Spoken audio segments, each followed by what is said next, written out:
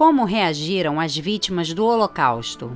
Havia condições físicas e psicológicas para promover uma reação diante de uma enorme disparidade de violência, armamento e políticas raciais impostas pelo governo nazista?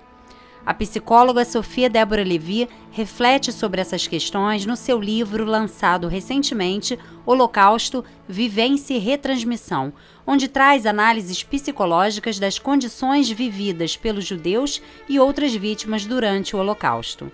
Para responder essas perguntas, ela entrevistou 10 sobreviventes que contaram com riqueza de detalhes seus medos, traumas e o que viram e viveram naquele terrível período da história. A psicóloga defende que, ao invés de julgar se houve ou não reação, temos que investigar as circunstâncias para entender as possibilidades de reagir diante daquela situação limite. Às vezes, a própria morte era vista como uma saída para aquele ambiente de impotência absoluta, fome, raquiticidade, uma fraqueza moral a qual eles eram submetidos, que muitas vezes a morte não que fosse desejada, mas num ato de desespero, muitos a elas se jogaram. Outros, no entanto, individualmente tentaram várias formas de reação que ia desde conseguir roubar uma casca de batata até uma tentativa de fuga ou de entrada numa fila, outra diferente daquela que fosse para o crematório. Então, tudo isso eu considero reação. Sofia explica que as vítimas criam um trauma diante da perda abrupta da cidadania, o dilaceramento familiar, o abandono de seus lares e a banalidade da morte.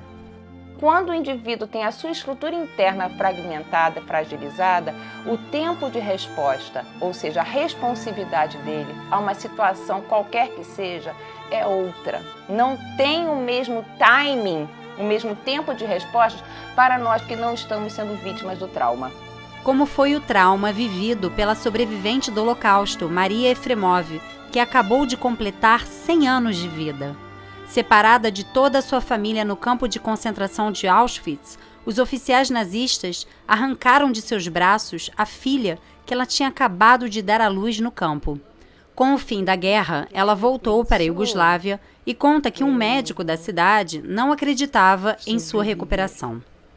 Agora imagine, um ano no campo, e no trabalho, e no comer.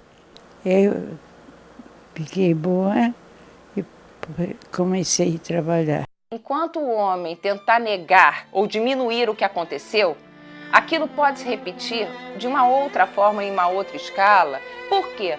Porque somente nós mudamos a nossa possibilidade de fazer tamanho mal quando nós reconhecemos que somos capazes de praticá-lo e optamos por não fazê-lo.